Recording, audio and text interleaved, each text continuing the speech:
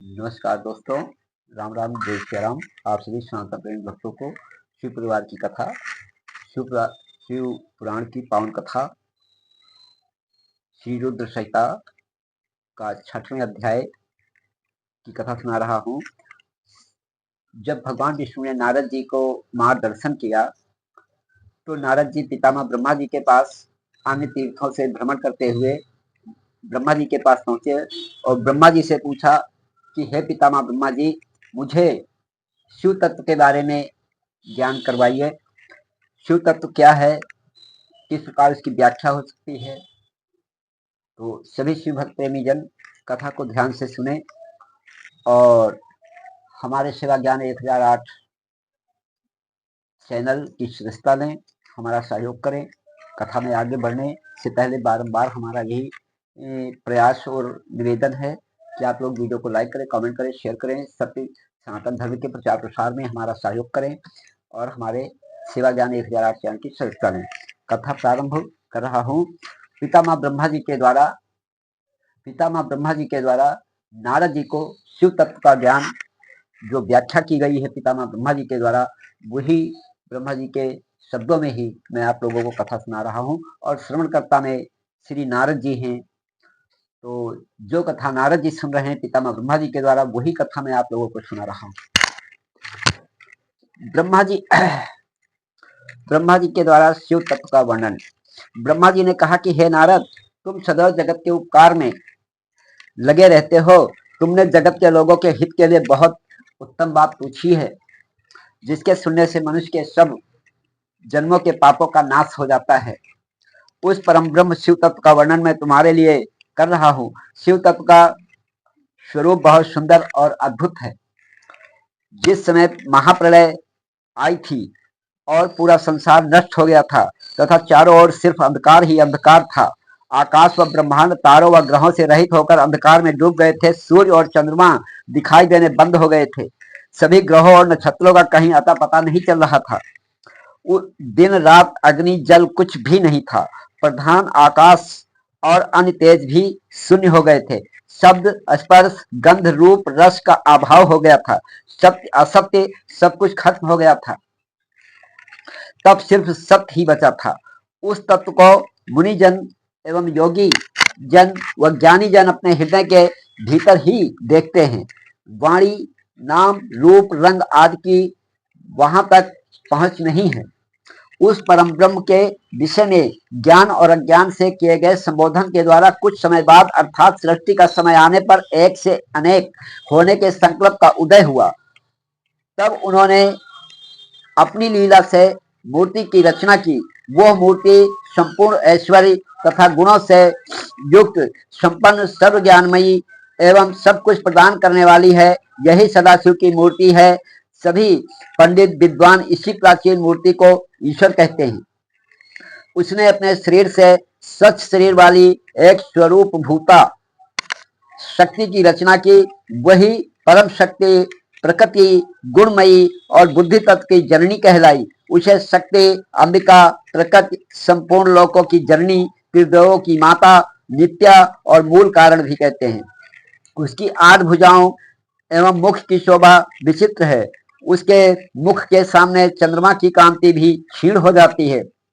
विभिन्न प्रकार के आभूषण एवं गतियां देवी की शोभा बढ़ाती हैं। वे अनेक प्रकार के अस्त्र शस्त्र धारण किए हुए हैं। सदाशिव को ही सब मनुष्य परम पुरुष ईश्वर शिव शंभु और महेश्वर कहकर पुकारते हैं। उनके मस्तक पर गंगा, भाल में चंद्रमा और मुख में 3 नेत्र शोभा पाते हैं। उनके 5 मुख हैं तथा 10 भुजाओं के स्वामी एवं त्रिशूलधारी हैं।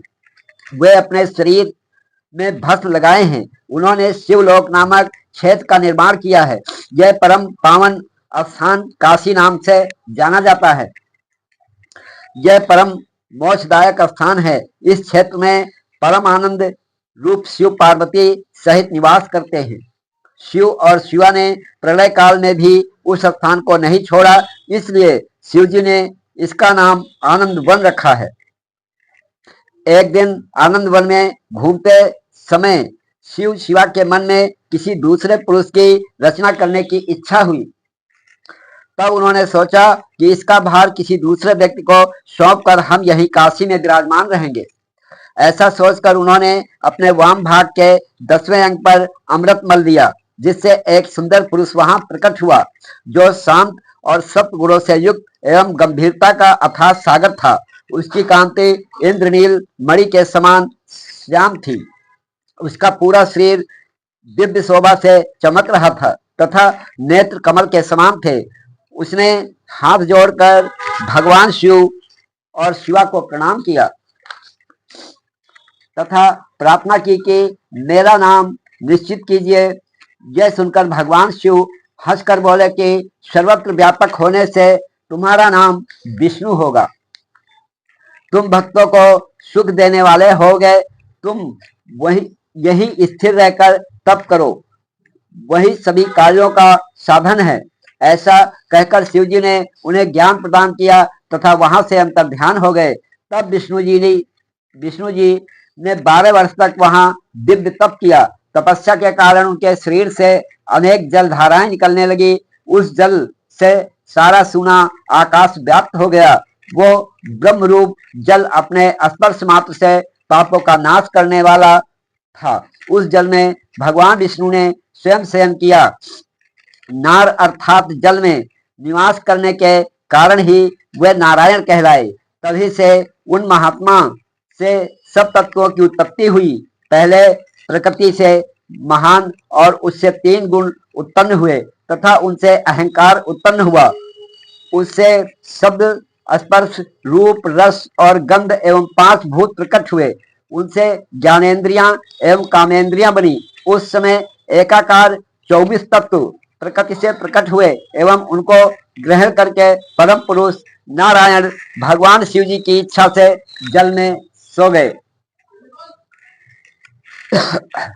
दोस्तों, श्री रुद्र संहिता के 6वें अध्याय की कथा संपूर्ण हुई।